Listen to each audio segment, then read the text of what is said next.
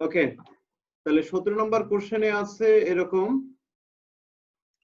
যে উদ্দীপকটা ছিল স্যার। উদ্দীপক আর্গন হচ্ছে কি, সবার কাছে তো কোশ্চেন আছে n-1 দেখি স্যার সমান সমান না স্যার? না, বুঝছি আর কি, এই পাশে ইয়া ছিল।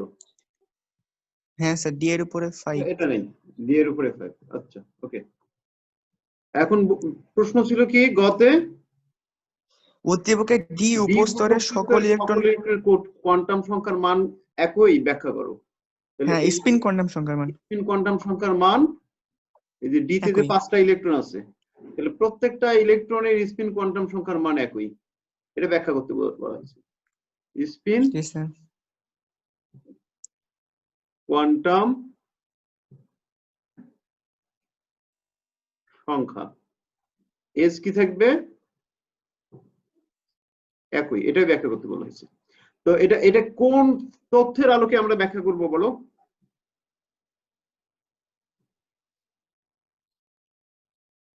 তথ্যটা কি? হুন্ডের নিয়ম। হুন্ডের নিয়ম। তাহলে আমরা হুন্ডের নিয়মটা লিখে ফেলি। হুন্ডের নিয়মটা কি? আচ্ছা, কুলসুম কিবরিয়া বলো একটু।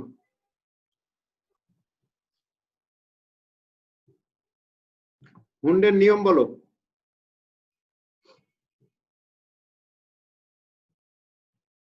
অন্য যে কেউ বলতে পারবা? হুন্ডের নিয়ম বলো।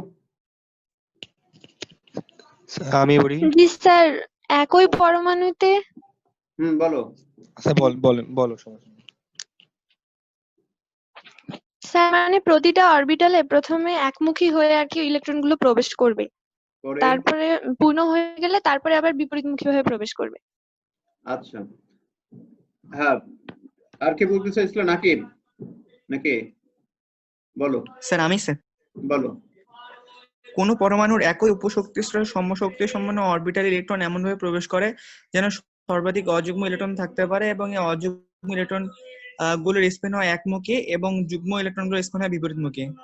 গুড। আচ্ছা, এখন আসো একই কথা। তাহলে এখানে ডি উপশক্তি স্তরে 5টি অরবিটাল আছে, তাহলে আগে হুন্ডের নিয়ম লিখলাম, এই নিয়মটা লিখে ফেললাম, এটা লিখলাম। লেখার পর কি হবে? উদ্দীপক। তাহলে উদ্দীপকের, আচ্ছা, মৌলটি কি ধরতে হবে আমাদেরকে? ধরার দরকার আছে? না স্যার, ধরার দরকার নাই। তাহলে উদ্দীপকের ডি উপশক্তি স্তরে ঠিক আছে 5টি ইলেকট্রন আছে, এটা আমরা লিখে ফেললাম। উপশক্তি স্তরে 5টি ইলেকট্রন আছে, আর ডি উপশক্তি স্তরে 5টি অরবিটাল আছে, 5টি অরবিটাল আছে। তাহলে এই 5টি অরবিটালে ইলেকট্রন কিভাবে থাকবে? তাহলে dxy1 একটা একটা করে থাকবে। হুন্ডের নিয়ম অনুসারে এই 5টি অরবিটালে 5টি ইলেকট্রন একটা একটা করে থাকবে। তারপর কি yz, তারপর dzx, dx² - y² আর dz²। তাহলে এগুলোতে একটা একটা করে ইলেকট্রন থাকবে। তাহলে প্রত্যেকটা ইলেকট্রনের স্পিন কি হবে হুন্ডের নিয়ম অনুসারে? একমুখী। একমুখী। তাহলে এখানে আর কি ব্যাখ্যা করবা? আর কোনো ব্যাখ্যা কিছু করার আছে? না স্যার। হুন্ডের নিয়ম দিয়ে উদ্দীপক দিয়ে ব্যাখ্যা করে দিলে শেষ। তার মানে এখানে মূল বিষয়টা হচ্ছে হুন্ডের নিয়মটা তোমাদেরকে লিখে ওটার প্রয়োগ দেখাতে হবে এখানে, এই তো? জি স্যার। ওকে, আচ্ছা, ঘতে কি আছে 17 ঘ? ওখানে স্যার প্রদত্ত ইলেকট্রন বিন্যাসটি একটা ইলেকট্রন মানে একটি ক্যাটায়নের ইলেকট্রন বিন্যাস সত্যতা নিরূপণ করো। এগুলো আসলে ভালো কোশ্চেন হয় নাই, মানে স্ট্যান্ডার্ড যেটা। তাহলে এখানে জ্ঞান কি হবে বলো? এটা চট্টগ্রাম বোর্ডে আসছিল স্যার 15 সালে। প্রদত্ত ইলেকট্রন বিন্যাসটি একটি ক্যাটায়নের ইলেকট্রন বিন্যাস। তাহলে ক্যাটায়ন কাকে বলে সেটা দাও, প্রয়োজনে ইলেকট্রন বিন্যাস কি সেটা দিতে পারো।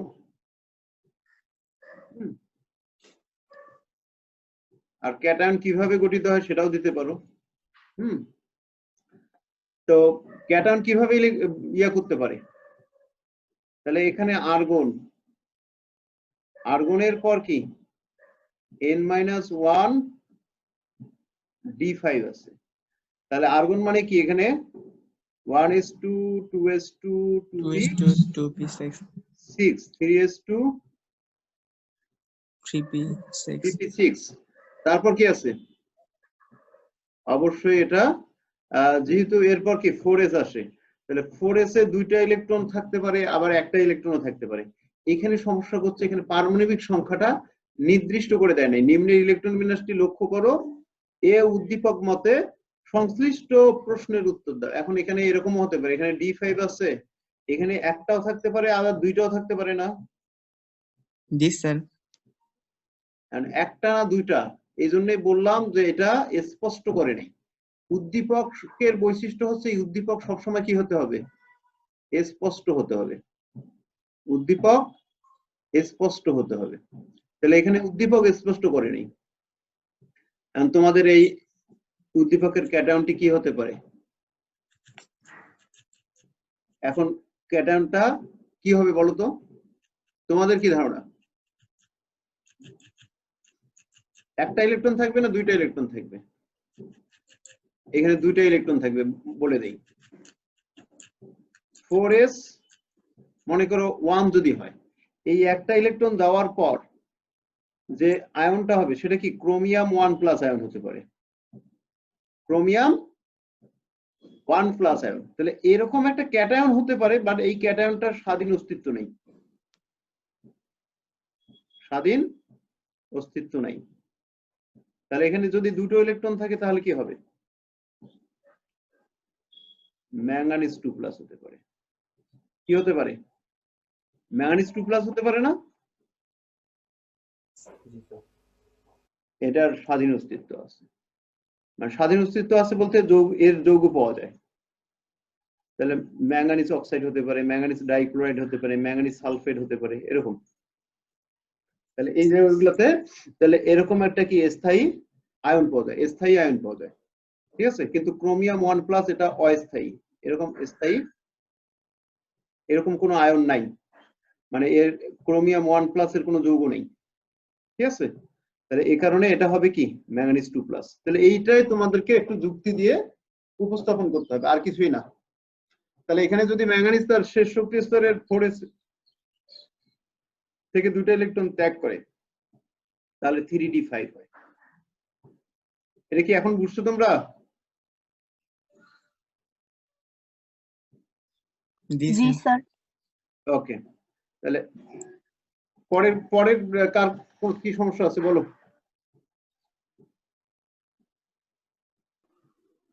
18 নম্বর প্রশ্নে স্যার কার কি হচ্ছে সমস্যা আছে স্যার 18 গ নাম্বারটা একটু দেখেন তো স্যার হ্যাঁ আরেকজন কি বলতে চাইলে স্যার হচ্ছে ওই 18রই ঘ প্রভাবন ধর্ম প্রভাবন ধর্ম চতুর্থ অধ্যায়ের বিষয় এই যে অধ্যায়ের শোনো যখনই বুঝবা যে এই অধ্যায়ের কোনো কিছুর সাথে রিলেটেড না নতুন টার্ম তার মানে বুঝবা যে এটা এই অধ্যায়ের সাথে রিলেটেড না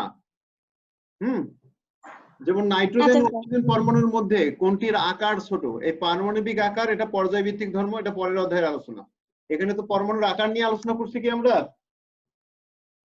না স্যার না স্যার করি নাই তাহলে দ্রাব্যতা এই অধ্যায়ের বিষয় উদ্দীপক 1 এর 3d অরবিটাল ফাঁকা কেন ব্যাখ্যা করো তাহলে 3d অরবিটাল ফাঁকা কেন বলো তো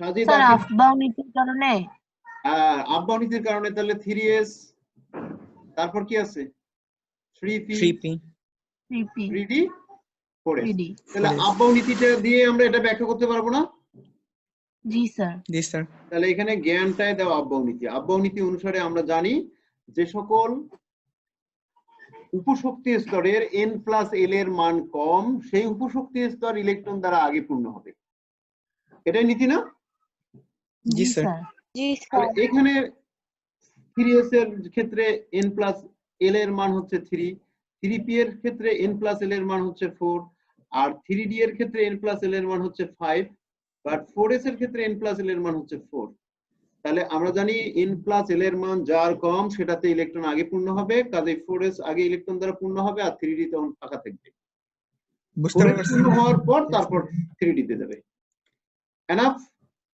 জি স্যার ওকে জি স্যার নেক্সট কোশ্চেন কি, উদ্দীপক 2 এর এ মৌলটি প্রভাবন ধর্ম প্রদর্শন করে, এটা বলছি। প্রভাবন ধর্মটা আমাদের চতুর্থ অধ্যায়ের বিষয়। প্রভাবকের বিক্রিয়ার হার বৃদ্ধি বা হ্রাস করার ধর্মকে কি বলা হয়? প্রভাবন ধর্ম, ক্যাটালাইটিক প্রপার্টিস।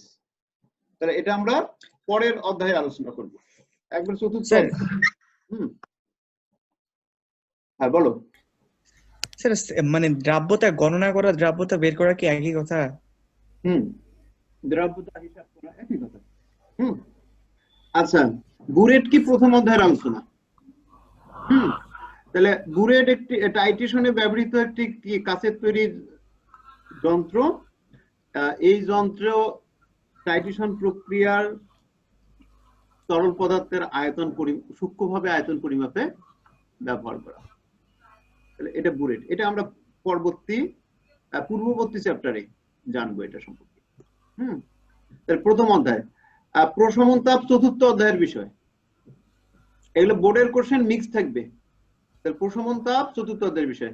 সিলভার ক্লোরাইডের দ্রাব্যতা তোমরা কি বের করতে পারছো? দ্রাব্যতা গুণফল দেয়া আছে, ওই যে KSP সমান SS স্কয়ার শেষ। স্যার এখানে তো কোনো ইয়া দেওয়া নাই।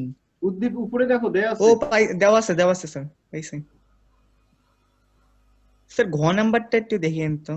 এ দ্রবণে সামান্য পরিমাণ বি দ্রবণ যোগ করা হলে এর দ্রাব্যতার কোনো পরিবর্তন হবে কি? আচ্ছা, সিলভার ক্লোরাইড এর দ্রবণে আমরা যদি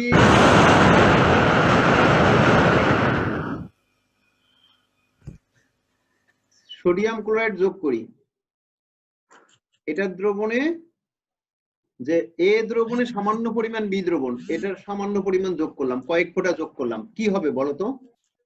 কোনো পরিবর্তন হবে কি? রাইট। তাহলে এই সময়ায়ন প্রভাব কাকে বলে সেটা আগে লিখে দিবা। তোমাকে প্রথমে আগেই কি জ্ঞানটা লিখে দিবা। তোমাদের আমি এই ট্রেনিংটাই এখানে দিচ্ছি। জি স্যার। মানে যে টপিকের উপর থাকবে সেটা আর কি আগে ইয়া করব, আলোচনা করে দিবা, এটাই জ্ঞান। আলোচনা করব। জি স্যার। তাহলে এখানে কি বলো, প্রভাব পড়বে কিনা? জি স্যার পড়বে। পড়বে মনে হয়। মনে হয় কেন বাবা? পড়বে স্যার। পড়বে স্যার। সোডিয়াম ক্লোরাইড তো বেশি ইয়া। তাহলে সোডিয়াম ক্লোরাইড হচ্ছে তীব্র তড়িৎ বিশ্লেষ্য, তাই না? হ্যাঁ জি স্যার। আর এটা হচ্ছে কি মৃদু তড়িৎ বিশ্লেষ্য না? জি স্যার। তাহলে মৃদু তড়িৎ বিশ্লেষ্যের দ্রবণে তার একই অ্যানায়ন যুক্ত অথবা ক্যাটায়ন যুক্ত, এখানে সময়ায়ন কে? Chlorine. Chloride ion. Chloride ion. জি স্যার। ক্লোরাইড আয়ন এখানে সময়ায়ন। তাহলে এটা যদি যোগ করো তাহলে সিলভার ক্লোরাইড, এটা তো মৃদু তড়িৎ বিশ্লেষ্য জলীয় দ্রবণে সামান্য আয়নিত থাকে, এটা মনে করো সলিড। আর এখানে কি হবে? সিলভার আয়ন একুয়াস প্লাস কি ক্লোরাইড আয়ন একুয়াস জলীয় দ্রবণ। এবং এটা একটা কি সাম্যাবস্থায় থাকবে না? জি স্যার। আচ্ছা, যখন সোডিয়াম ক্লোরাইড যোগ করব আমরা, সোডিয়াম ক্লোরাইডের জলীয় দ্রবণের মধ্যে এটা কি থাকে? সোডিয়াম আয়ন একুয়াস প্লাস কি থাকে? Chloride ion. ক্লোরাইড আয়ন থাকবে। আচ্ছা, তাহলে দ্রাব্যতা হ্রাস পাওয়ার কারণ কি? এখানে এর সম্পৃক্ত দ্রবণ, মনে করো সম্পৃক্ত দ্রবণে কি আছে? KSP আর KIP সমান না? জি স্যার। জি স্যার। তাপমাত্রা তো এখানে 25 ডিগ্রি নির্দিষ্ট করে দেয়া আছে। Sir 35 degree. 35 ডিগ্রি। আর KSP তো নির্দিষ্ট করে দেয়া আছে। জি স্যার। তার মানে এটা একটা সম্পৃক্ত দ্রবণ, তাই তো? আচ্ছা, সাম্যাবস্থা নিম্নরূপে থাকে, এগুলো কথা বলে দেয়া আছে। এখন এই অবস্থায় যদি আমরা কি করি, সোডিয়াম ক্লোরাইড যোগ করি দ্রবণে, কি ক্লোরাইড আয়নের ঘনমাত্রা বাড়বে? জি স্যার। ক্লোরাইড আয়নের ঘনমাত্রা বাড়লে সিলভার ক্লোরাইডের KIP বাড়বে। তাহলে KIP টা কি বড় হয়ে যাবে না? জি স্যার। গ্রেটার দ্যান কি হয়ে যাবে? ওই 2.458 ইনটু কি 10 টু দি পাওয়ার -10। এটা থেকে যখন বড় হয়ে যাবে KIP এর মানটা, তখন কি হয়? সাধারণত অধক্ষেপ পড়ে না? অধক্ষেপ করবে। জি সিলভার স্যার। ক্লোরাইডের অধক্ষেপ পড়বে। আর সিলভার ক্লোরাইডের অধক্ষেপ পড়া মানে তার দ্রবণে তার পরিমাণ কমে যাওয়া, মানে দ্রাব্যতা হ্রাস পাওয়া। তাহলে মৃদু তড়িৎ জি বিশ্লেষ্যের স্যার। দ্রবণে তীব্র তড়িৎ বিশ্লেষ্য যোগ করলে মৃদু তড়িৎ বিশ্লেষ্যের দ্রাব্যতা হ্রাস পায়। হ্রাস পাবে। এক্ষেত্রে মৃদু তড়িৎ বিশ্লেষ্য এবং তীব্র তড়িৎ বিশ্লেষ্যের মধ্যে অবশ্যই কি থাকতে হবে? একটা কমন আয়ন থাকতে হবে। অ্যানায়নটা একই হবে অথবা ক্যাটায়নটা একই হবে। সবার বোঝা গেছে? কারো সমস্যা আছে? না স্যার। আচ্ছা, বিশে কারো সমস্যা আছে? না স্যার, সমস্যা নেই ওটাতে। আচ্ছা, এরকম ম্যাথ করানো হয়েছে, কাজগুলো করানো হয়েছে। আচ্ছা স্যার, এই ভরক্রিয়ার সূত্র এটা কি আমাদের এই অধ্যায়ের বিষয়? না, এই অধ্যায়ের বিষয় না, এটা হচ্ছে চতুর্থ অধ্যায়ের বিষয়। জি স্যার। আচ্ছা, তোমরা প্রয়োজনে ওগুলো একটু পাশে লিখে রাখতে পারো, কোনটা কোন জায়গায় কোন অধ্যায়ে আছে। আমি যেটা বলতেছি, ভরক্রিয়ার সূত্র Okay, sir. চতুর্থ অধ্যায়। আচ্ছা, সালফিউরাস অ্যাসিড এবং নাইট্রিক অ্যাসিডের মধ্যে কোনটি অধিক সবল অ্যাসিড, এটাও চতুর্থ অধ্যায়ের বিষয়। আবার দ্বিতীয় পত্রের প্রথম অধ্যায়েও আছে। স্যার আমরা কি দ্বিতীয় তৃতীয় অধ্যায়ে পরে সেকেন্ড পার্ট পড়বো? হ্যাঁ, তৃতীয় অধ্যায়ের পর আমরা সেকেন্ড পার্ট পড়বো ইনশাল্লাহ। আচ্ছা, এখানে দেখো 21-এ কারো সমস্যা আছে? মনে হয় নাই, একই রকম ম্যাথ। না স্যার, নাই। আচ্ছা, 22-23 এগুলাতে স্যার 22-এ নাই স্যার, 22-23-এ নাই। অন্যরা কথা স্যার, বলে না কেউ? পিএইচ স্কেলও তো এই অধ্যায়ে নাই, এটাও অন্য অধ্যায়ের বিষয়। হ্যাঁ, চতুর্থ না অধ্যায়। স্যার, নাই তো সমস্যা।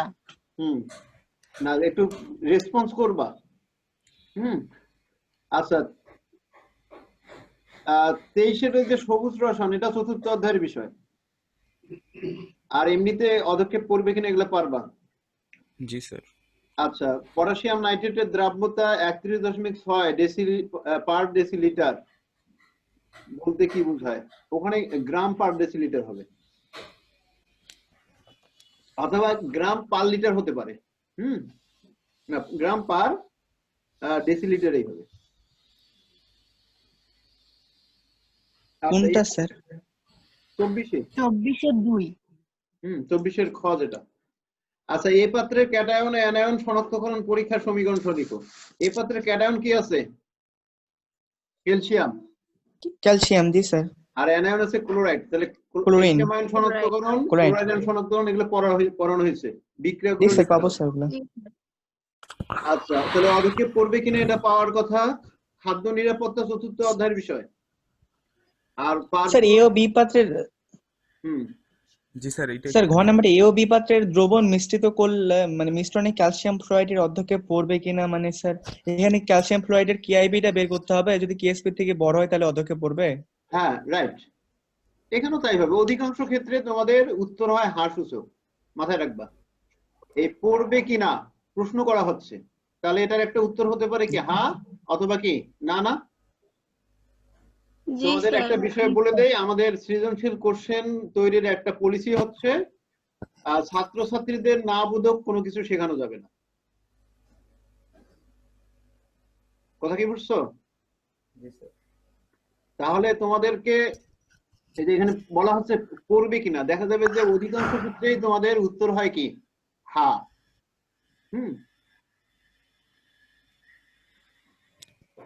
25-এ কারো সমস্যা আছে? না স্যার। আচ্ছা, একটা বিষয় বলে দেই, তোমাদের ওই যে অ্যাসিডের তীব্রতার বিষয়টা, এটা শেখা হয়ে যাবে। এটার নাম হচ্ছে পারক্লোরিক অ্যাসিড। কি অ্যাসিড? পারক্লোরিক। আর এটা হচ্ছে পার ব্রোমিক অ্যাসিড, এটা হতে পারে পার আয়োডিক অ্যাসিড। তোমাদের যৌগ মনে রাখতে গেলে অবশ্যই যৌগ মূলকের ক্যাটাগরিটা মনে রাখতে হবে। যৌগ মূলকের ক্যাটাগরি মনে করো, এটা পার ক্লোরাইড আয়ন। তারপর হচ্ছে এটা কি, এগুলো কি বলছিলাম? যদি না স্যার। এটা হবে ক্লোরেট, এটা হবে ক্লোরাইড, এটা হবে হাইপোক্লোরাইড, আর এটা হবে ক্লোরাইড। নামের বানানগুলো দেখো, এটা পার ক্লোরেট। একটু খেয়াল করো, খুব ইম্পর্টেন্ট, ভুল হয় যেখানে একটু বলে দিই। পার ক্লোরেট চ কিন্তু, আর এটা শুধু ক্লোরেট। এটা কি শুধু ক্লোরাইড, লিখে নিতে পারো। আর এটা হচ্ছে কি ক্লোরাইড। আর এটার কথা কি বললাম? হাইপোক্লোরাইড। হাইপোক্লোরাইড।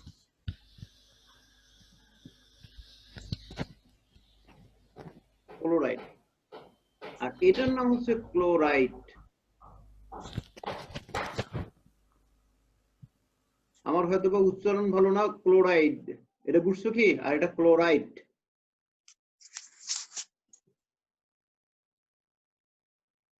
এখন বিষয়টা খেয়াল করো, আমি তোমাদের জাস্ট একটু বলে দেই যে স্যার প্রথমটা কি পার ক্লোরাইড, আর ক্লোরেট, তারপর ওটা ক্লোরেট, ক্লোরেট।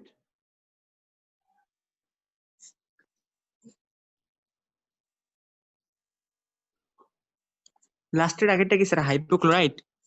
ক্লোরাইড।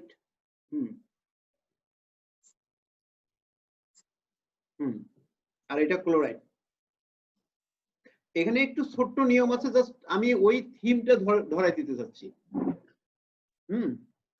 যদি একক কোন পরমাণুর কি হয়, একক মৌলের কোন আয়ন হয়, তাহলে নামের শেষে সবসময় কি থাকবে?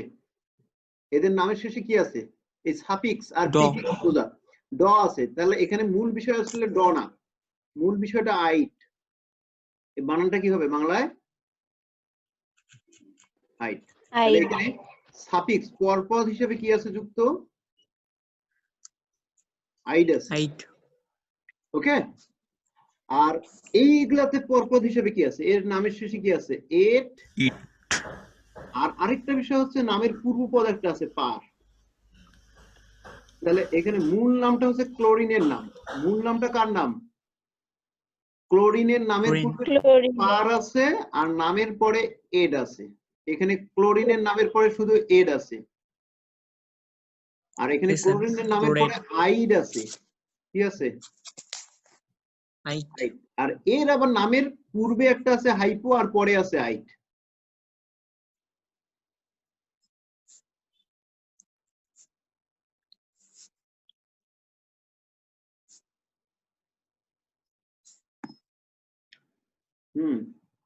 সবাই দেখো ক্লোরাইড, তাহলে নামের শেষে সাফিক্স কি?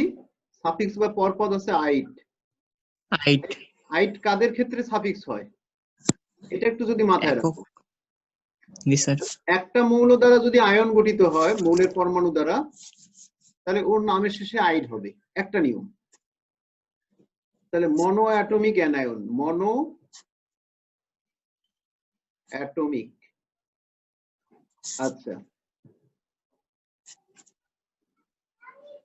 অ্যানায়ন যত আছে সবার নামের শেষে কি হবে? এই আইড হবে। যেমন অক্সিজেন, এটা কি একটা পরমাণু দ্বারা আয়নটা গঠিত হচ্ছে, তাহলে কি অক্সাইড। নাম কি হবে? অক্সিজেন আইড যোগ করে হয়ে গেছে অক্সাইড। এটার নাম কি হবে বলো?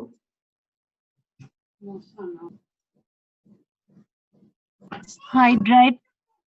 এটার নাম নাইট্রাইট। নাম ফসফাইড। ফসফাইড। আচ্ছা, তারপর এটার নাম সালফাইড। তাহলে নামের শেষে আইড থাকতেছে, এটা কি বুঝছো তোমরা? যদি একই মৌলের পরমাণু একাধিক থাকে তারপরেও কি ওটা আইড হবে। এটা কি নাম? কার্বনের নামের শেষে আইড যোগ করে হয়ে গেছে কি কার্বাইড। কার্বাইড।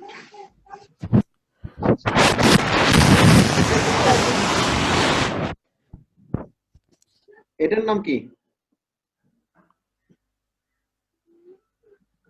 অক্সাইড। এইটা অক্সাইড। একটা মৌলের দ্বারা গঠিত, এটা অক্সাইড। এখানে দুইটা পরমাণু, অক্সিজেনের জারণ সংখ্যা কি নাকি -1 না? না স্যার -2 না, এখানে একটা অক্সিজেনের জারণ সংখ্যা কত হবে? অক্সিজেন আছে দুইটা, অক্সিজেন পরমাণু আছে কটা? একটা। দুইটা পরমাণু আছে। দুইটা আছে, অক্সিজেন দুইটা আছে। হ্যাঁ, এখানে একটা অক্সিজেনের জারণ সংখ্যা -1 আর একটা অক্সিজেনের জারণ সংখ্যা -1, এরকম গঠনটা। তাহলে এটার নাম কি হবে? ধারণ সংখ্যা -1 হলে কি হয় নাম? পার অক্সাইড। পার অক্সাইড। অক্সাইড।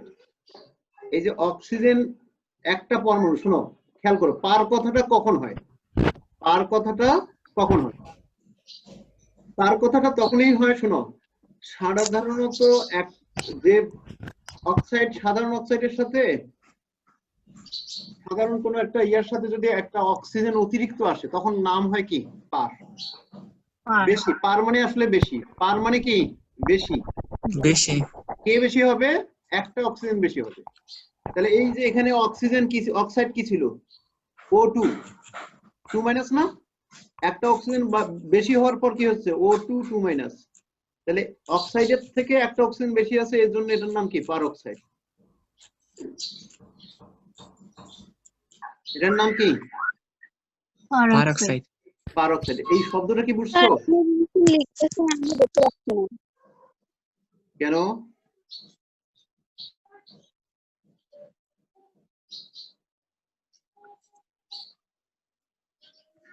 দেখা যায় আবার? এখন দেখা যায়? স্যার হচ্ছে স্ক্রিন শেয়ারিং হচ্ছে। স্ক্রিনটাই তো শেয়ার দিছি, এই শেয়ারের লেখাগুলো দেখা যায় কি? স্যার এখনো লেখা আসেই নাই। কেন? অন্যদের কি অবস্থা? স্যার দেখা যাচ্ছে তো। তাহলে ওর সমস্যা এখানে। আচ্ছা ঠিক আছে স্যার, আমি আবার লিখে দিচ্ছি। আবার একটা শেয়ার দিচ্ছি। ওকে, দেখো তো এখন দেখা যায় কিনা? দেখা যায় স্যার। দেখা যায়। আচ্ছা শোনো, এখানে মূল বিষয়টা মনে রাখো, যে ক্লোরেট। এখন ক্লোরেট কখন নাম হয় সেটা বলতেছি। অক্সিজেন যুক্ত হলে নামের শেষে কি হবে? এড হবে। সাধারণত মাথায় রাখবা এই এডটাকে, ক্লোরেট। এটার নাম কি? ক্লোরেট। ক্লোরেট।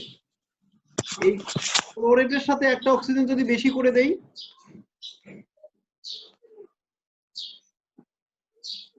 তাহলে কি নাম হবে? পারক্লোরেট। এটা কি বুঝছো এখন পারক্লোরেট কেন? জি স্যার। স্যার একটু আরেকবার বলেন তো এটা। এটাই বলতেছি, এটার নাম ক্লোরেট, এটা মাথায় রাখবা। তাহলে ক্লোরেটের সাথে যদি আমরা একটা অক্সিজেন যোগ করে দেই তখন কি হয়ে যায়? পারক্লোরেট। কি নাম? পারক্লোরেট।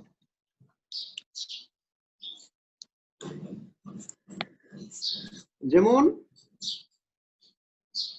এটা হচ্ছে অক্সাইড, O2 - এটা কি অক্সাইড? অক্সাইডের সাথে যদি একটা অক্সিজেন যোগ করে দেই তাহলে কি হয়ে যায়?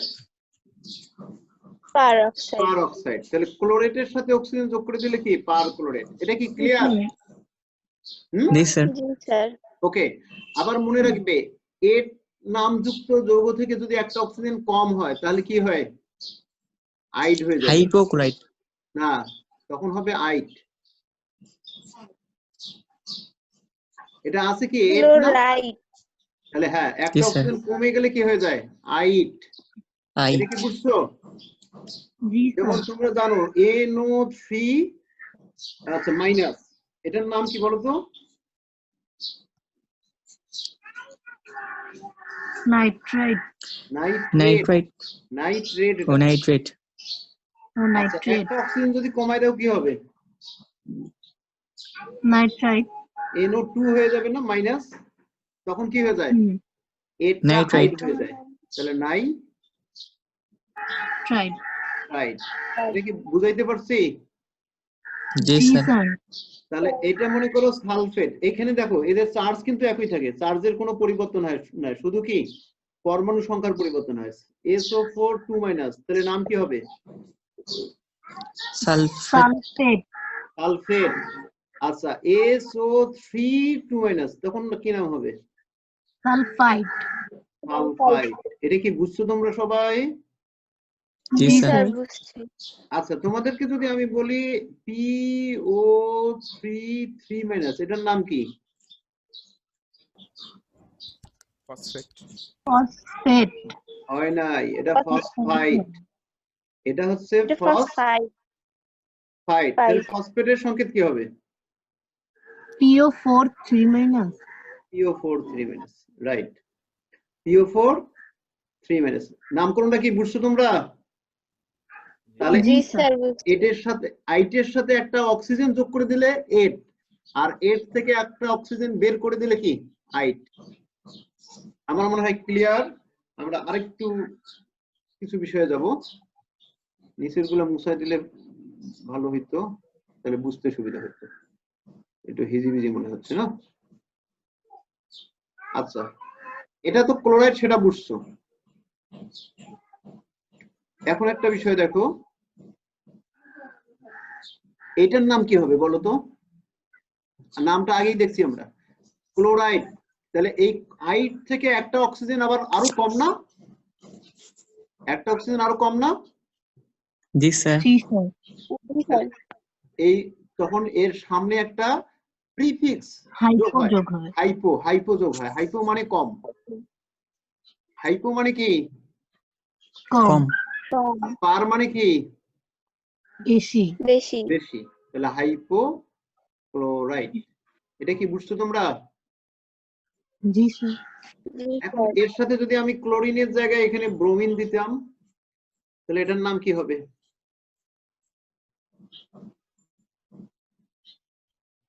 তাহলে এটার সাথে সাদৃশ্য করো। ও এখানে just পার ব্রোমাইড পার bromate। ব্রোমেট, পার ব্রোমেট। ব্রোমেট জি স্যার পার, আমি বললাম স্ট্রাকচার মনে রাখতে, পার ব্রোমেট ব্রোমেট। তাহলে এখানে যদি ব্রোমিন দেই, O3 দেই, নাম কি হবে? ব্রোমেট পারটা ব্রোমেট বাদ, তাহলে ব্রোমেট। জি স্যার আর যদি একটা ব্রোমিন দেই, অক্সিজেন দুইটা দেই, মাইনাস দেই, ব্রোমাইট ব্রোমাইট তাহলে ব্রোমাইট। যদি এখানে ব্রোমিন দেই, একটা পরেরটা অক্সিজেন মাইনাস, হাইপোব্রোমেট হাইপোব্রোমাইট। হাইপ্রোব্রোমাইট হাইপোব্রোমাইট। ব্রোমাইট এটার নাম ব্রোমাইট ব্রোমাইড ব্রোমাইড। একটু আই স্ট্রেস না দিয়ে বলো, ব্রোমাইড, ব্রোমাইড। ব্রোমাইট আর এটাকে একটু স্ট্রেস দিতে হবে, ব্রোমাইড। টতে একটু কি থাকবে? স্ট্রেস থাকবে। এই হাইপ্রোব্রোমাইট ব্রোমাইট ওকে। জি স্যার আচ্ছা, তাহলে একই ভাবে তোমাদেরকে যদি জিজ্ঞেস করা হয় IO2 মাইনাস, এটার নাম কি হবে?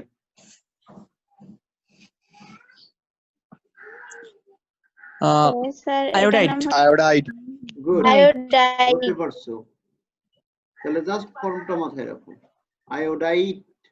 আর I মাইনাস হলে কি হবে? আয়োডাইড তাহলে আয়োডাইড। আয়োডাইড। ও না আয়োডাইড হ্যাঁ ওকে, তাহলে জি, স্যার। এভাবে তোমরা, আমার মনে হয় এটা বুঝছো। আমি এখানে জাস্ট এই ছোট ছোট কনফিউশন গুলো একটু দূর করে দিলাম। এইগুলো আমরা তৃতীয় অধ্যায়ে ডিটেলস পড়বো, নামকরণ, হ্যাঁ, অজৈব যৌগের নামকরণ। আচ্ছা, আমি জাস্ট তোমাদেরকে এখানে বলে দেই, আমাদের যেটা ছিল পার ক্লোরিক অ্যাসিড, এটা জলীয় দ্রবণ, এটার নাম কি বলছি আমরা? হাইড্রোজেন পার ক্লোরাইড। এটা যদি শোনো, একটা বিষয় তোমাদেরকে আমি 19-এ যাদেরকে শিখাই, এভাবে শিখাই যে, নাকিব বলো এটার নাম কি?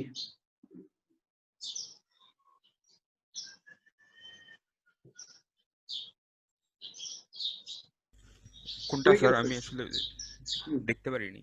হ্যাঁ, এটার নাম কি? Hydrochloric acid.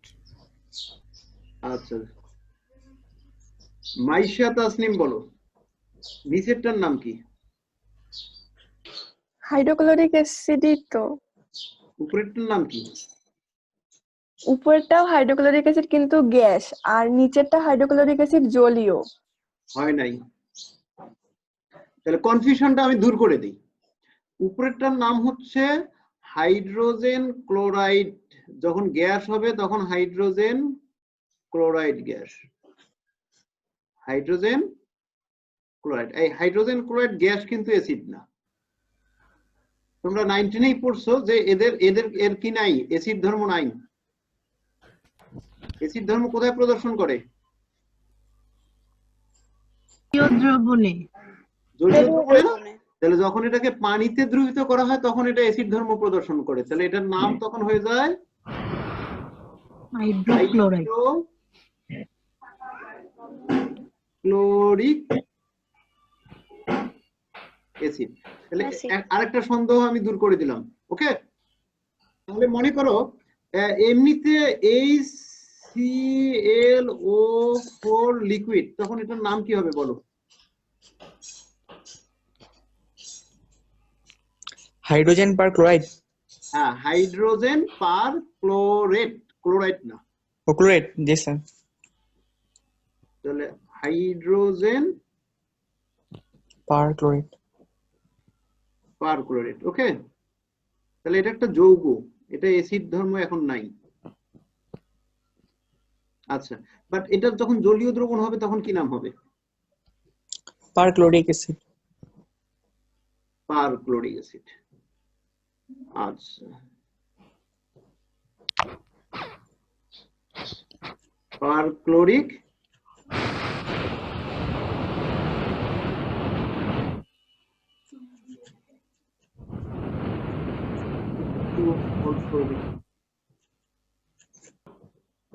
আচ্ছা, এটার নাম পারক্লোরিক অ্যাসিড, আর এটা হাইড্রোক্লোরিক অ্যাসিড কেন বলতো? এর নামের সামনে হাইড্রোজেনের নামটা নাই, আর এর নামের সামনে হাইড্রোজেন, হাইড্রো কথাটা আছে। কখন থাকবে আর কখন থাকবে না? স্যার অ্যাসিড তো জলীয় দ্রবণে হাইড্রোজেন প্রদান করে, সেজন্য কি ওর হাইড্রোজেন ইয়াটা নাই ওখানে?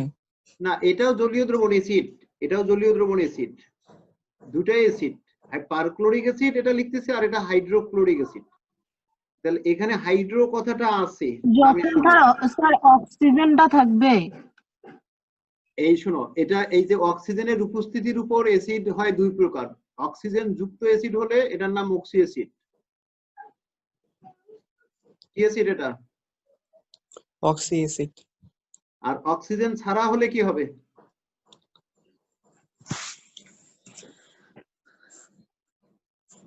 অক্সিজেন নাই, কি হবে? এটা হাইড্রো অ্যাসিড। তাহলে অ্যাসিড কয় প্রকার? দুই প্রকার। দুই প্রকার। একটা অক্সি অ্যাসিড আর একটা হাইড্রো অ্যাসিড। হাইড্রোজেন সায়ানাইড এমনি যদি গ্যাস হয় এটা হাইড্রোজেন সায়ানাইড, আর এটা যদি জলীয় দ্রবণ হয় কি নাম হবে? Hydrocyanic acid. Hydrocyanide. Hydro cyanide. Cyanic নামের শেষে সবসময় ইক অ্যাসিড হবে। সবসময় কি হবে?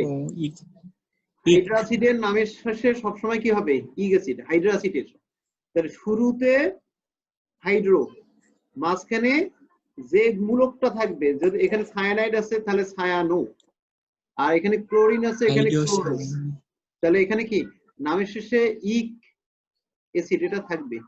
তাহলে এটা হাইড্রো অ্যাসিডের নামকরণ। হাইড্রো অ্যাসিডের নামকরণটা কি বুঝছো তোমরা? শুরুতে হাইড্রো আর শেষে কি ইক অ্যাসিড থাকবে। তাহলে মাঝখানে যদি সায়ানাইড থাকে তাহলে কি?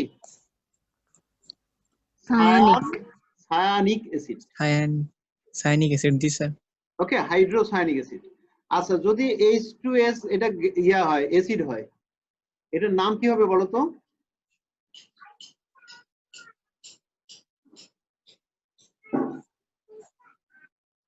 Sulphur die oxide.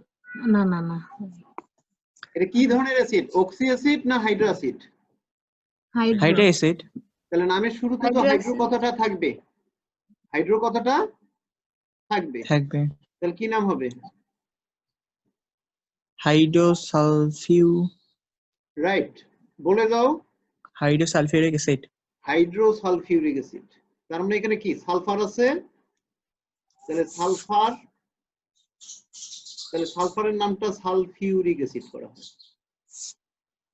তাহলে নামের শেষে কি ইক অ্যাসিড আছে? জি স্যার। এটা বুঝছো? আচ্ছা, এখন একটা বিষয় জাস্ট আমি একটা আমাদের পরের অধ্যায়ে কাজে লাগবে, সবসময় কাজে লাগবে এই নামকরণটা। আর একটা বিষয় বলে দেই, এই অক্সি অ্যাসিডের নামকরণ আমরা কিভাবে করব। অক্সি অ্যাসিডের নামকরণের ক্ষেত্রে একটা বিষয় মাথায় রাখবা, অক্সি অ্যাসিড নামকরণের ক্ষেত্রে মাথায় রাখবে যে মনে করো সালফিউরিক অ্যাসিড। আচ্ছা, এটা যৌগমূলকটা দেখবা। এটা কি দেখবা? যৌগমূলক কি আছে?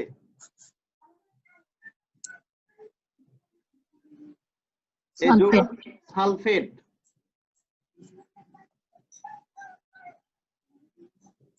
তাহলে এটার নামকরণ নিয়ম বলতেছি। নামকরণের নিয়ম হচ্ছে এট যেটা, এটের পরিবর্তে ইগ বসাতে হবে, এটের পরিবর্তে ইগ অ্যাসিড বসাতে হবে।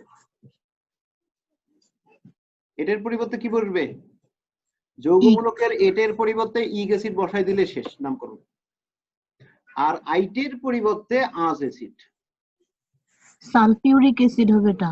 হ্যাঁ, তাহলে আইটের পরিবর্তে কি বসাতে হবে? আস। আজ অ্যাসিড। তাহলে এটু নামকরণ জানলে অক্সি অ্যাসিডের নামকরণ শেষ। অক্সি অ্যাসিডের ক্ষেত্রে যৌগমূলকের ক্ষেত্রে অক্সিজেনের নাম, অন্য মূলকের নাম, এগুলোর নাম হয় না, শুধু কেন্দ্রীয় পরমাণুর নাম দিয়ে নামকরণ হয়। যেমন এটার নাম কি? নাইট্রেট। তাহলে নাইট্রোজেন থেকে নাইট্রেট নাম আসছে। এখানে কেন্দ্রীয় পরমাণু কি? কার্বন। কার্বন থেকে কার্বনেট আসছে। তাহলে সালফার থেকে সালফেট। তাহলে শোনো, সালফেট নামকরণ থেকে আমরা অ্যাসিডের নামকরণটা কি করব বলো তো?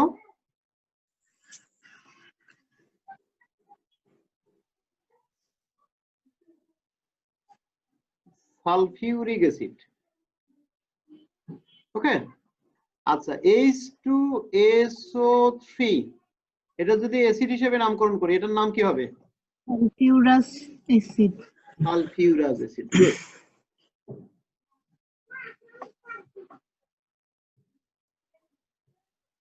Sulphurous acid. এটা কি সবাই বুঝছো? জি স্যার। জি স্যার। আচ্ছা, জাস্ট আর দুই একটা দিয়ে আমরা শেষ করব। HClO2 aqueous, এটার নাম কি হবে বলো তো?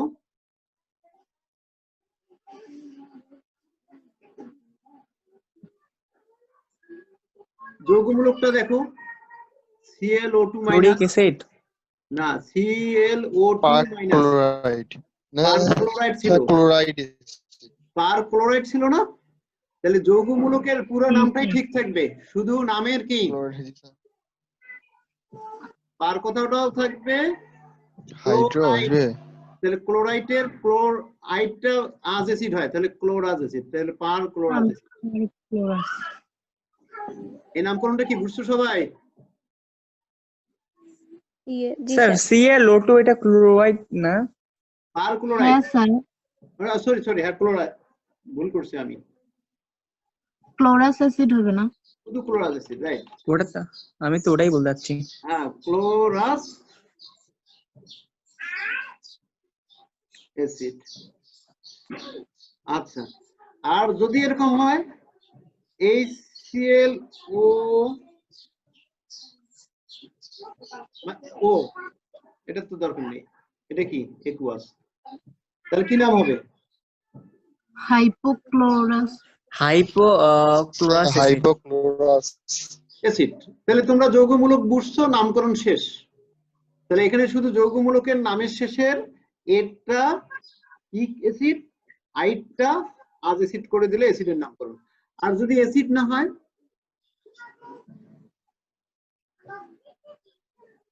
মনে করো তাইলে এটা স্যার ভেঙ্গে শুধু যৌগমূলকের নাম যা আছে তাই লিখবো, সামনে যে যুক্ত থাকবে তার নাম লিখবো, শেষ। অ্যাসিড না হলে তাহলে এটা হাইড্রোজেন হাইপোক্লোরাইড। কি নাম? Hydrogen hypochlorite. তাহলে অ্যাসিড না হলে নামকরণের সাধারণ নিয়ম হাইড্রোজেন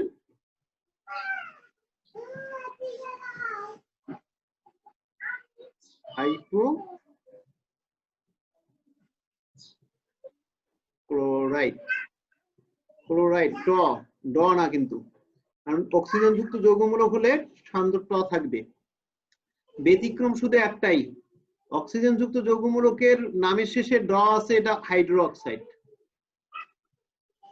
এটা বাদে সব অক্সিজেন যুক্ত যৌগমূলকের নামের শেষে কি আছে? ট। মাথায় থাকবে? জি স্যার। ওকে, আমি জাস্ট তোমাদেরকে এখানে ওই বিষয়টা ক্লিয়ার করে দিয়ে শেষ করি। HClO4 আর HBr কোনটিতে তীব্র? এর জন্য তোমাদেরকে দেখতে হবে কেন্দ্রীয় অক্সি অ্যাসিডের ক্ষেত্রে দেখতে হয় কেন্দ্রীয় পরমাণুর জারণ সংখ্যা। অক্সি অ্যাসিডের ক্ষেত্রে কি দেখতে হবে? কেন্দ্রীয় পরমাণুর জারণ সংখ্যা। এটা -8 চার্জ সংখ্যা, এটা +1। তাহলে ক্লোরিন কত হবে জারণ সংখ্যা বলো তো? স্যার +7। +7। আচ্ছা, এটাও +1, এটা -8, তাহলে ব্রোমিন হবে +7। জারণ সংখ্যা একই হলো না? জি স্যার। তাহলে কেন্দ্রীয় পরমাণুর জারণ সংখ্যা সমান হলে, কেন্দ্রীয় পরমাণুর জারণ সংখ্যা যদি সমান হয়ে যায় তাহলে দেখতে হয় কেন্দ্রীয় পরমাণুর আকার। তখন দেখতে হবে কেন্দ্রীয় পরমাণুর আকার ছোট হলে, কেন্দ্রীয়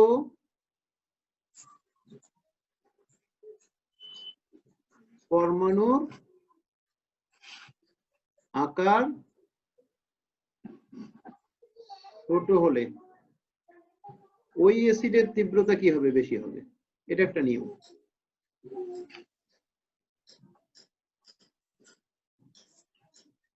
তাহলে ব্রোমিন আর ক্লোরিন কার আকার বড় আর কার আকার ছোট? ব্রোমিনের ছোট। স্যার ব্রোমিন বড়। স্যার ব্রোমিন ছোট, ক্লোরিন বড়। এই হ্যাঁ ব্রোমিন বড় তো স্যার। এই যে ফ্লোরিন, ব্রোমিন ছোট, ব্রোমিনের তো 35, পারমাণবিক সংখ্যা 35। পারমাণবিক সংখ্যা দিয়ে না, গ্রুপে অবস্থান। উপর থেকে নিচে গ্রুপে কি হয়? স্যার ওটা তো জানি, উপর থেকে নিচে গেলে আকার বড় হয়, মানে আকার বড় হয়। হ্যাঁ, তাহলে ক্লোরিনের আকার ছোট, ব্রোমিনের আকার কি বড়? তাহলে এখানে কোন অ্যাসিডের তীব্রতা বেশি? পারক্লোরিক অ্যাসিড না পারব্রোমিক অ্যাসিড? পারব্রোমিক অ্যাসিড। কেন্দ্রীয় পরমাণুর আকার ছোট হলে স্যার ওই অ্যাসিডের পারক্লোরিক অ্যাসিড। হ্যাঁ। ওকে, তাহলে এটা একটা বিষয়। কখন আমরা এই যে আকার দেখবো? যখন হচ্ছে কেন্দ্রীয় জারণ সংখ্যা সমান হবে, কেন্দ্রীয় পরমাণুর জারণ সংখ্যা সমান হবে অক্সি অ্যাসিডের ক্ষেত্রে। আর এমনিতে মনে রাখবে, যার কেন্দ্রীয় পরমাণুর জারণ সংখ্যা যত বেশি তার তীব্রতা তত বেশি। তাহলে মনে করো এটা অক্সি অ্যাসিডের ক্ষেত্রে কিন্তু বলতেছি। কোন অ্যাসিড? Oxy acid. মনে করো নাইট্রিক অ্যাসিড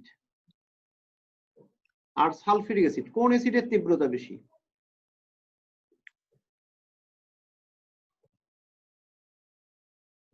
তাহলে হাতে নিয়ে পরীক্ষা করার দরকার নাই যে হাত কত দ্রুত পুড়ে যায় তার উপর তীব্রতা, এরকম তো করার দরকার নেই। আমরা সংকেত দেখেই বুঝবো কোন অ্যাসিডের তীব্রতা বেশি। তাহলে কেন্দ্রীয় পরমাণুর জারণ সংখ্যা এখানে হচ্ছে +6, এটা -8, আর ওখানে +5, আর এটা +2। তাহলে এটা -6 +1 +5। এটা কি বোঝা গেছে এখন? তাহলে কার তীব্রতা বেশি? Sulphuric acid. সালফিউরিক অ্যাসিডের তীব্রতা কার থেকে বেশি হবে? আচ্ছা,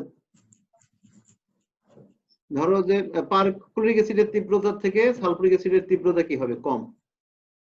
এখানে ক্লোরিনের জারণ সংখ্যা +7, সালফারের জারণ সংখ্যা +6। তীব্রতার বিষয়টা কি বুঝছো? জি স্যার। কার্বনিক অ্যাসিডের তীব্রতা আরো কম, এখানে -6 +2, এটা কি +4। তাহলে কার্বনের জারণ সংখ্যা +4, কাজে কার্বনিক অ্যাসিডের জারণ সংখ্যা নাইট্রিক অ্যাসিড অপেক্ষা কম। আচ্ছা, এটা কি সবাই কি ক্লিয়ার? জি স্যার। আচ্ছা, কারো সমস্যা থাকে বলবে। তাহলে জারণ সংখ্যা যে অক্সি অ্যাসিডের কেন্দ্রীয় পরমাণুর বেশি, সেই অক্সি অ্যাসিড বেশি তীব্র। আর যদি জারণ সংখ্যা সমান হয় তখন দেখবো কেন্দ্রীয় পরমাণুর আকার। তোমাদেরকে যদি বলা হয় H3PO3, আচ্ছা PO4 আর HNO3, কোনটি বেশি তীব্র অ্যাসিড বলো তো?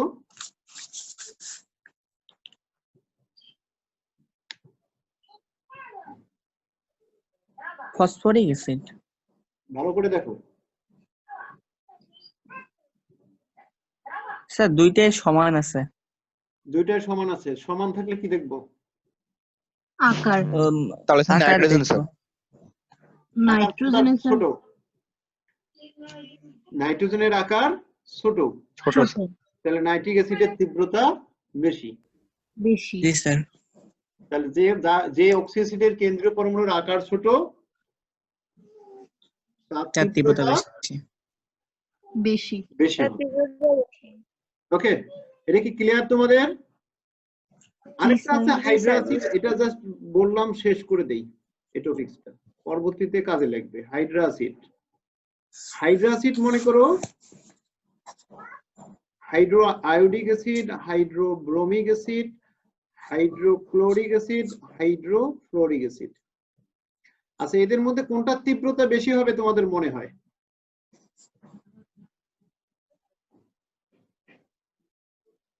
এখানে কিন্তু হাইড্রোক্লোরিক অ্যাসিড। স্যার যার স্যার মানে স্যার পারমাণবিক আকারটা অনেক ছোট স্যার। এক্ষেত্রে ওটা হবে না, এক্ষেত্রে এটা তো অক্সি অ্যাসিড। নাই, ওটা ছিল অক্সি অ্যাসিড, আর এটা কি হাইড্রা অ্যাসিড। হাইড্রা অ্যাসিডের ক্ষেত্রে মনে রাখবে অ্যানায়নের আকার যার বড় তার তীব্রতা বেশি। তাহলে কার আকার বড়? অ্যানায়ন কোনটা? আয়োডাইড আছে, ব্রোমাইড আছে, ব্রোমাইড আছে, ক্লোরাইড আছে, ফ্লোরাইড আছে। ক্লোরাইড আছে। কোন অ্যানায়নটার আকার বড়? ফ্লোরাইডের বড়। আয়োডাইডের আয়োডাইডের বড় স্যার। আয়োডাইড হবে স্যার। তাহলে হাইড্রো আয়োডিক অ্যাসিডের তীব্রতা, হাইড্রো কথাটা কি, যেহেতু হাইড্রা অ্যাসিড নামের সামনে হাইড্রো কথাটা উল্লেখ থাকবে। Hydro iodic acid, হাইড্রোব্রোমিক acid, hydrochloric acid, hydrofluoric acid. তাহলে তীব্রতা fluoric acid, hydro iodic acid, hydro iodic acid. এটা একটু মাথায় রাখো যে হাইড্রো অ্যাসিডের অ্যানায়নের আকার যত বড় ওই অ্যাসিডের তীব্রতা তত বেশি। ওকে, আমাদের এটা শেষ। আচ্ছা, আমরা মোটামুটি 25-এর খ পর্যন্ত বুঝছি, কোনো সমস্যা নাই। আরএফ কি তোমাদের মনে আছে? আরএফ কি? জি স্যার। কোন উপাদানের মানে হচ্ছে ক্রোমাটোগ্রাফিতে উপাদানের অতিক্রান্ত দ্রুত ও দ্রাবকের অতিক্রান্ত দ্রুতের অনুপাতকে আর রিটার্ডেশন ফ্যাক্টর বা আরএফ বলে। গুড। আচ্ছা, তুমি অনেক ভালো করবা বাবা। তবে মনে রাখতে হবে বিষয়গুলো এভাবেই, ওই 5টা জিনিস মনে রাখতে পারলে এনাফ। আচ্ছা, সময়ায়ন প্রভাবের ফলে দ্রাব্যতা হ্রাস পায় কেন, ব্যাখ্যা দিতে পারবে না? জি স্যার। প্রথম ও দ্বিতীয় পাত্রের মিশ্রিত দ্রবণে P2+ এর ঘনমাত্রা নির্ণয় করো। তাহলে দুই পাত্রে কি দেয়া আছে উদ্দীপকটা? এখানে তো কোনো যৌগ দেওয়া নেই স্যার। আচ্ছা, PQ দেয়া আছে আর XY দেয়া আছে। ও, বিষয়টা বুঝছো কি? এখানে 26-এর গ প্রশ্নটা কি বুঝছো তোমরা? ওটা সমস্যা আছে স্যার, একটু বোঝাই দেন। আচ্ছা, এখানে 0.5 মোলারিটি আর 50 মিলি দ্রবণ আর PQ দ্রবণ দেয়া আছে, PQ দ্রবণ। আর এখানে দেয়া আছে কি 0.1 মোলারিটি, এটাও 50 মিলি দ্রবণ আর কি XY দ্রবণ। এখানে আরো কিছু তথ্য দেয়া আছে যে PY2 এর KSP এর মান দেয়া আছে, তাই না? জি স্যার, 1.85 × 10⁻⁸।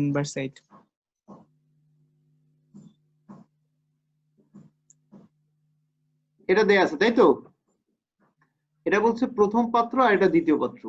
প্রশ্ন করছে প্রথম এবং দ্বিতীয় পাত্র মিশ্রিত করার পর মিশ্রিত দ্রবণে, এখানে বলছে তার মানে P এর চার্জ 2+, P এর চার্জ কত?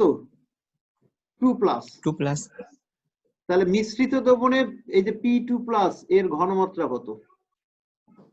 তাহলে মিশ্রণে ঘনমাত্রা বের করার সূত্র কি?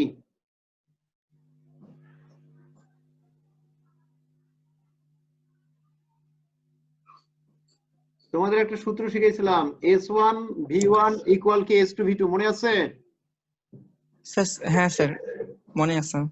এখন কি করতে পারবা? তার মানে এখানে S2 বের করতে হবে। তাহলে এখানে যে P এর যে ঘনমাত্রা আর আয়তন দেয়া আছে, এখানে P2 প্লাস এর প্রাথমিক ঘনমাত্রা, P2 প্লাস এর প্রথম অবস্থায় ঘনমাত্রা যেটা S1, সেটা কি 0.5 মোলারিটি। আর দ্রবণের আয়তন V1 সমান কত? 50 মিলি না? জি স্যার। আর দুইটা মিশ্রিত করার পর মিশ্রিত দ্রবণের আয়তন কত হবে? 100 মিলি। 100 মিলি। তাহলে 100 মিলির দ্রবণের মধ্যে ওই P2 প্লাস এর ঘনমাত্রা কত? তাহলে S2 ইকুয়াল কি? আমাদের সূত্র জানা আছে, S1 V1 ইকুয়াল কি S2 V2। S2 V2। তাহলে S2 ইকুয়াল কি S1 V1 বাই কি? V1 by V2। তাহলে V2 এখানে কি মিশ্রণের আয়তন, তাহলে এই তো বের হয়ে গেল এখন। তাহলে এটা 0.5 গুণন 50 ডিভাইডেড বাই কি 100। 100। কাটাকাটি করলে 2, কাটাকাটি করলে 0.25। অ্যান্সার বুঝছো? জি স্যার।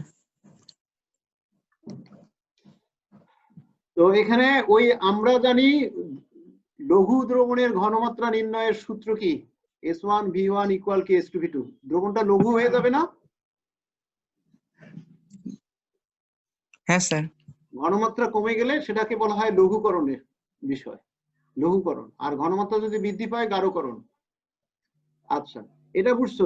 প্রথম দ্বিতীয় পাত্রের মিশ্রণে PY2 অধক্ষেপ পড়বে কিনা? তাহলে P আর Y এর কি বের করতে হবে?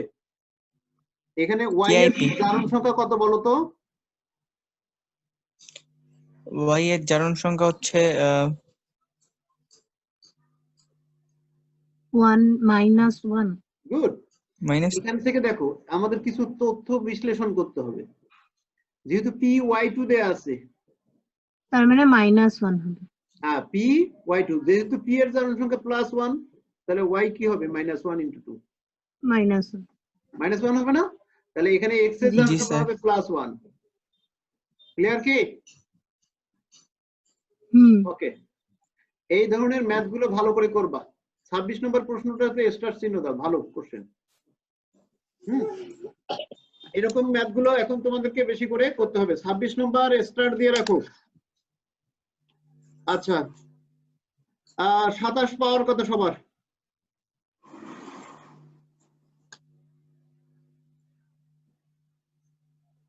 সাতাশ পাবো না? জি স্যার। আচ্ছা, 28 কি অবস্থা? এই যে কেসি এর মান 0 বা অসীম হতে পারে না, এটা চতুর্থ অধ্যায় লিখে রাখতে পারো। আচ্ছা, উদ্দীপকের বি যৌগটিতে কোন ক্যাটায়ন উপস্থিত আছে এটা পারবা। উদ্দীপকের এ ও বি যৌগের ক্যাটায়ন নিশ্চিত করে শিক্ষা পরীক্ষায় এদের ভিন্নতার কারণ বিশ্লেষণ করে এগুলো পাবা। শিক্ষা পরীক্ষায় ভিন্ন ভিন্ন বর্ণ প্রদর্শন করবে কেন বলো তো? এ শিক্ষা পরীক্ষা না দিলেও বি যৌগটি নীলাভ সবুজ বর্ণ সৃষ্টি করে। এ ও বি এর জলীয় দ্রবণে K4APCN6 যোগ করলে গাঢ় নীল এবং বাদামি বর্ণের। আচ্ছা, গাঢ় নীল যেহেতু হয়েছে, তাহলে গাঢ় নীল হলে কি হয়? এটা ফেরাস না, হয় নাই। Ferric sir, ferric. K4APCN6 potassium ferrocyanide এর ক্ষেত্রে ফেরিকের ক্ষেত্রে হয় গাঢ় নীল। জি স্যার। ফেরাসের ক্ষেত্রে হয় হালকা নীল। বাদামি বর্ণের। হ্যাঁ, ফেরাসের ক্ষেত্রে হালকা নীল। ও হ্যাঁ স্যার। তাহলে এই পটাশিয়াম ফেরোসায়ানাইড ফেরিক যোগের দ্রবণে দিলে হচ্ছে গাঢ় নীল, আর ফেরাসের মধ্যে যোগ করলে হবে কি হালকা নীল। তাহলে যেহেতু এখানে গাঢ় নীলের কথা বলা আছে, তাহলে বি এর জলীয় দ্রবণ মানে কি? এ এর জলীয় দ্রবণ মানে ফেরিক আয়নের দ্রবণ, ফেরিক আয়নের দ্রবণ। তাহলে এখানে এ স্যার এখানে তো স্যার কোশ্চেনে তো দেওয়া আছে স্যার একটা বাদামি বর্ণের অধক্ষেপ দেয়। হ্যাঁ, তাহলে ওটা বিটা বাদামি বর্ণের অধক্ষেপ দেয়, যথাক্রমে আছে না? জি স্যার। তাহলে এ দ্রবণে আছে A3+ আয়ন,